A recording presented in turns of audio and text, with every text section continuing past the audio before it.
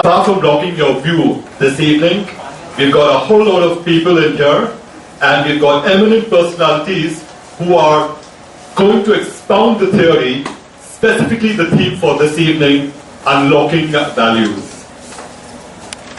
Once again, good evening. I'm your host. My name is D'Souza, Lancy D'Souza, and I'm privileged and honored and uplifted by the recognition.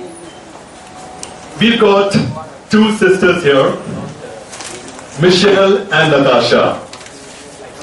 Uncanny, but both of them love traveling places. They've taken a whole lot of people to places. Natasha, of course, says she loves baking, right? Okay, yoga, baking. She started off at a small scale, but she's getting into big league and the entrepreneurship. So we've got someone budding in here. And of course, we've got someone who's got a take in life. I'm going to invite the two of them, and they got the welcome address. So ladies and gentlemen, please put your hands together and help me welcome Natasha and Michelle.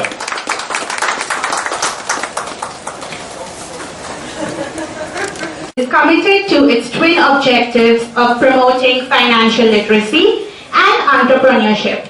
The annual award function is to recognize the untiring efforts of successful entrepreneurs at the scale-up level and mentoring and encouraging of aspiring entrepreneurs at the startup level. So ladies and gentlemen, a warm welcome to the Altina Annual Award 2015. We now welcome the guest to the day. Mr. Clifton De Silva, Director, Altina Securities Private Limited. Mr. Clifton De Silva is the Director of Altina Securities Private Limited, which is a member of the National Stock Exchange. During his career, he visited several hundred facilities belonging to reputed companies and has interacted with leading industrial groups like Tata's, where he was a director, the Ambanis, Singhanias, Piramills, Walton, to name a few. His passion is promoting financial literacy and entrepreneurship. Next, Mrs. Uma Krishnan. She's the Executive Director of JP Morgan India Private Limited. The next is Mr. Harish Tawani, Founder, Nimbus Communications Limited.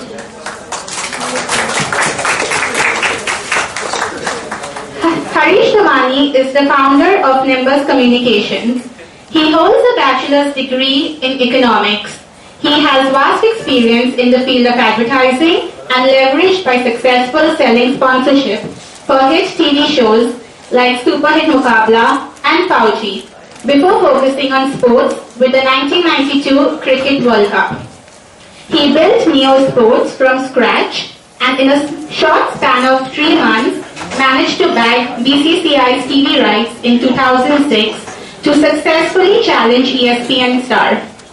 He is an avid golfer. And Dr. Chandrasekhar Prabhu, ex-secretary, SAARC.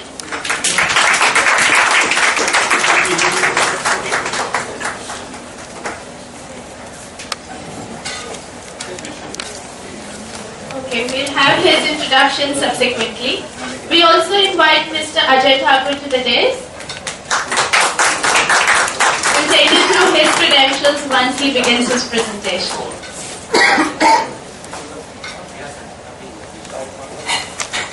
The Altina Essay Contest enters its 6th edition.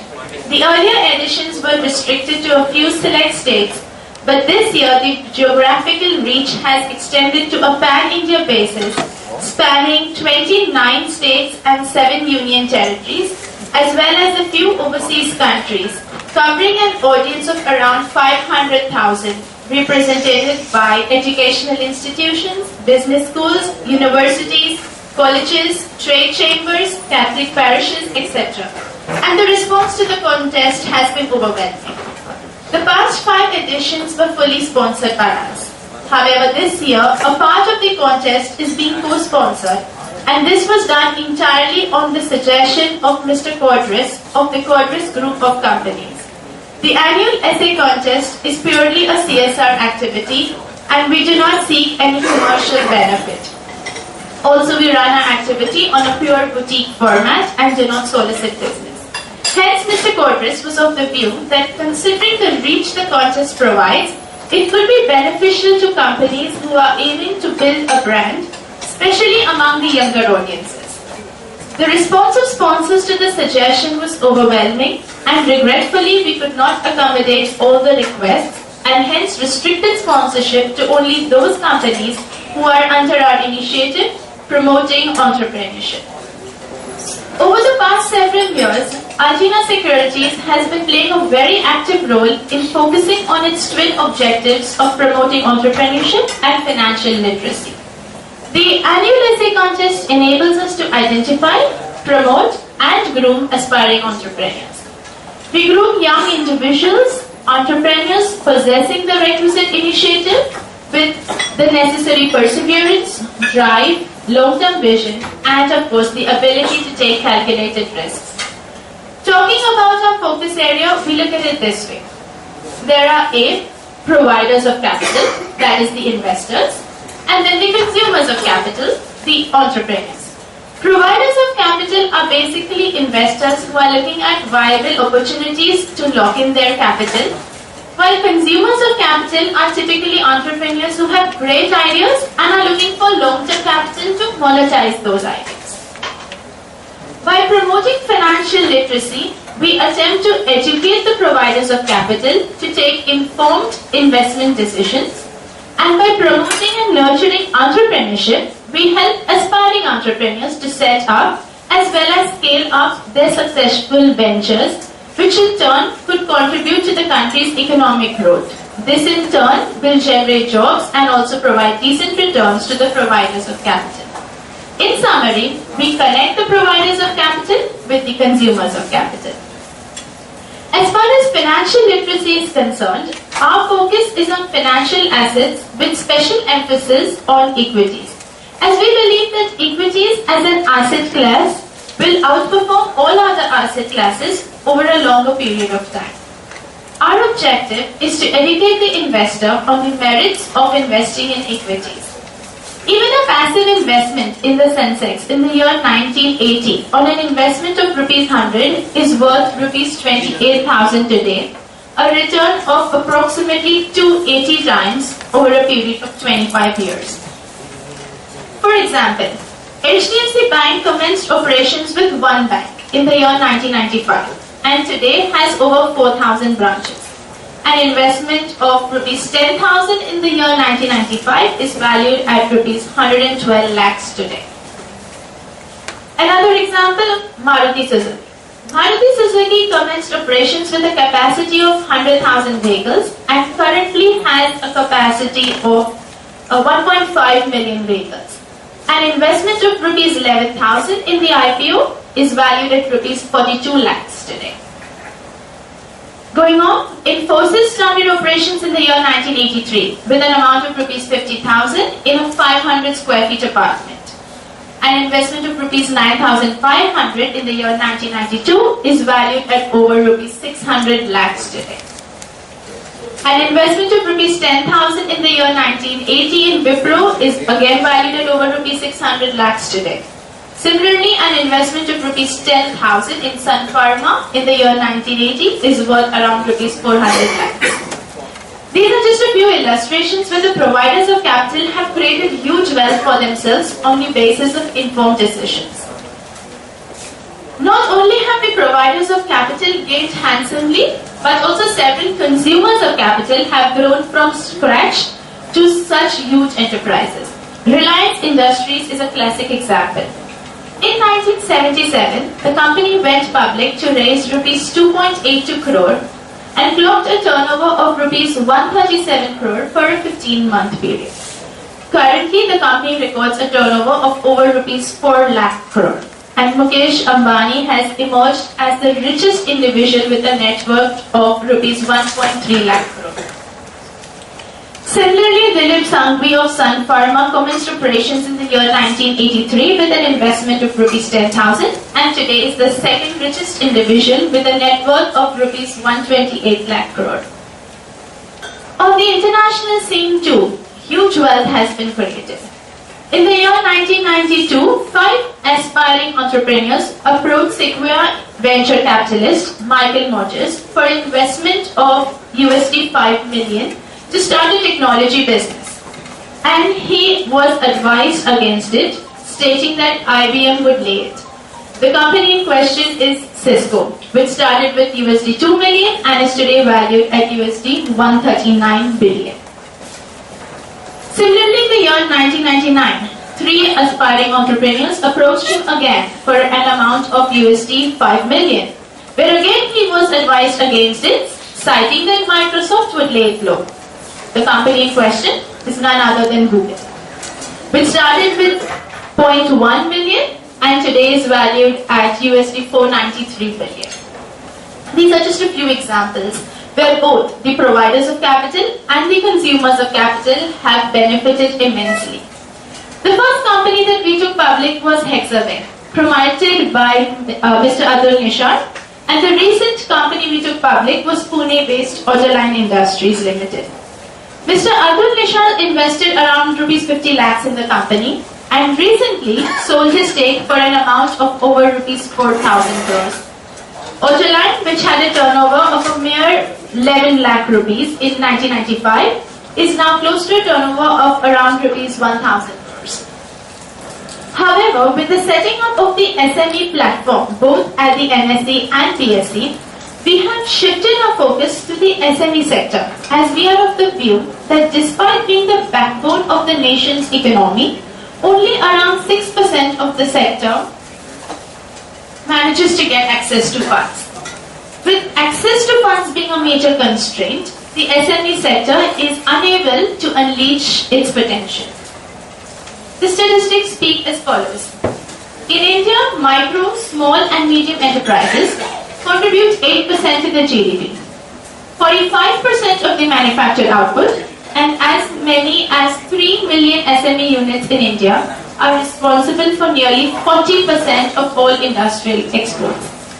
The sector provides employment to about 80 million people and creates around 13 lakh jobs per year, producing over 8,000 different products and is growing at the rate of 8% per annum.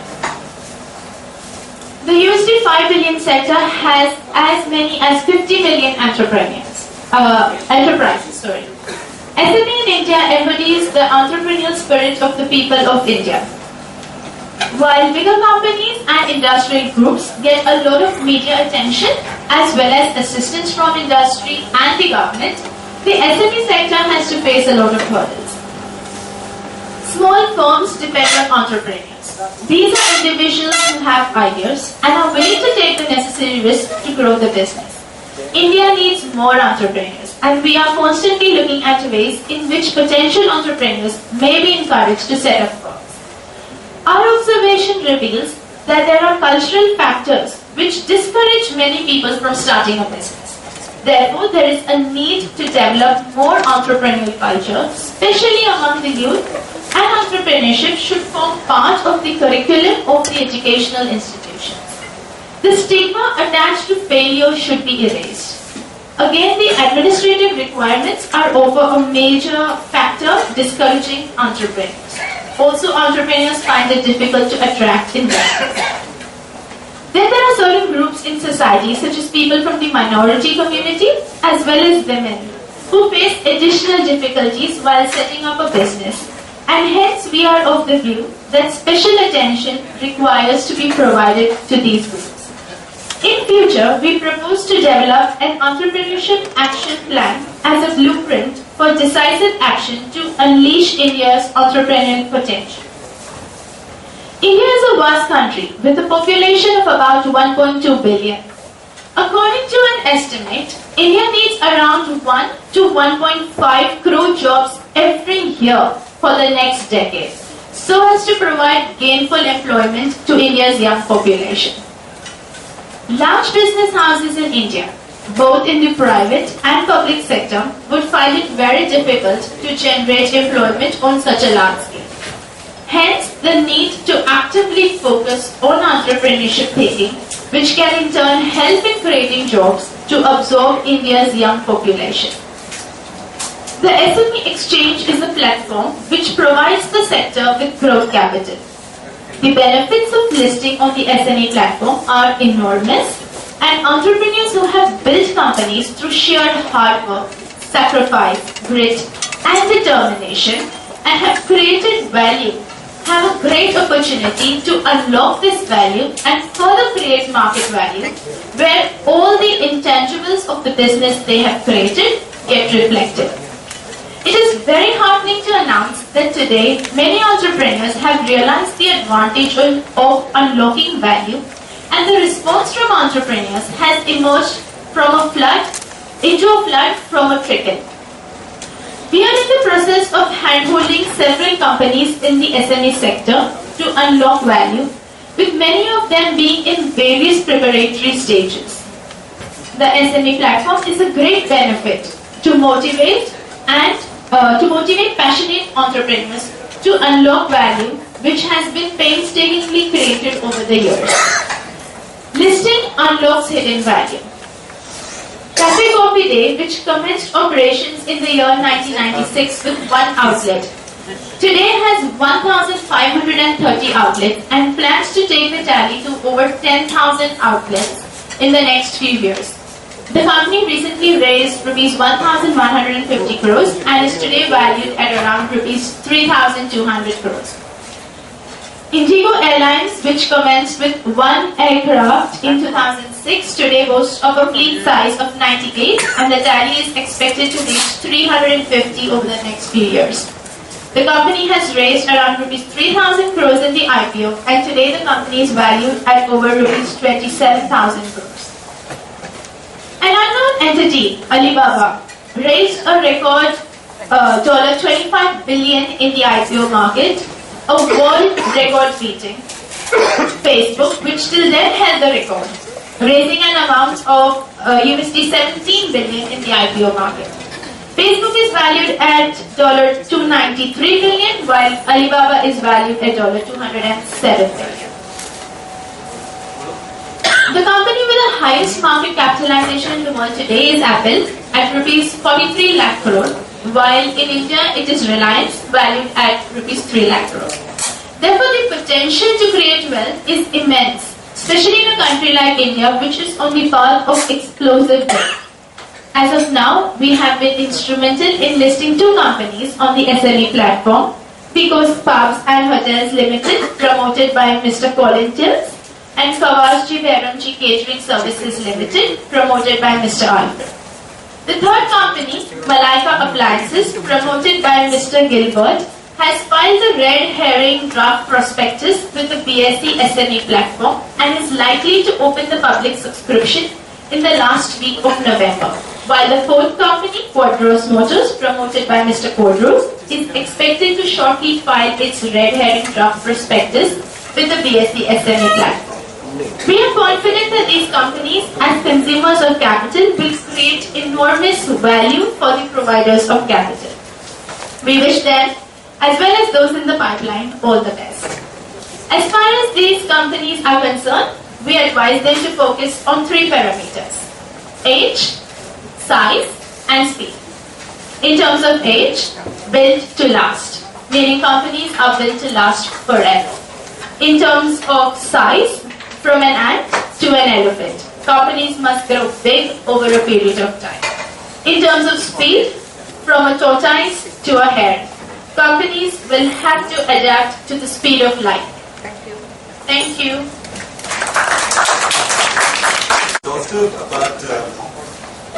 Yeah, those staggering figures is something that sets the mood for the evening.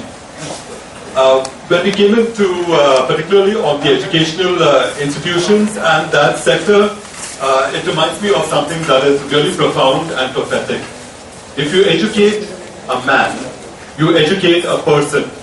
If you educate a woman, you educate a family. I'd like to recognize the presence of Mrs. Subha Krishnan. Thank you for gracing in this evening.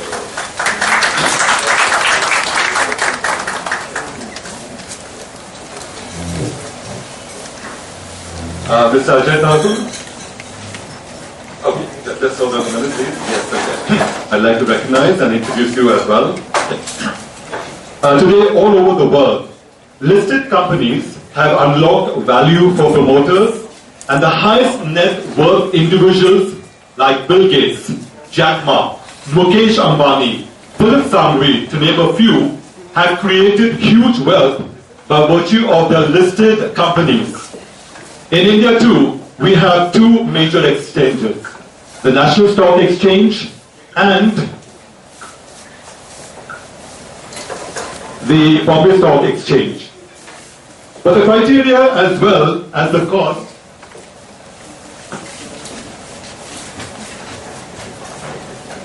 we always have to do a little bit of damage control, so not a major problem. Yeah, in India too, we have two major exchanges, the National Stock Exchange and the Bombay Stock Exchange. But the criteria, as well as the cost, do not permit the SME sector to list on these exchanges. Fortunately, with the setting of the SME platform, an opportunity has opened up for the SME sector to list their companies and thus unlock value. Mr. Ajay Thakur, SME, BSE head, can be credited with the distinction of creating a world record of listing over 100 companies on the BSE SME platform in a span of just 2 years, and has ambitious plans for the exchange with a target of 500 companies in the near future. The BSE SME platform is set to emerge as a vibrant platform for the SME sector. Ladies and gentlemen, put your hands together for Mr. Ajay Thakur.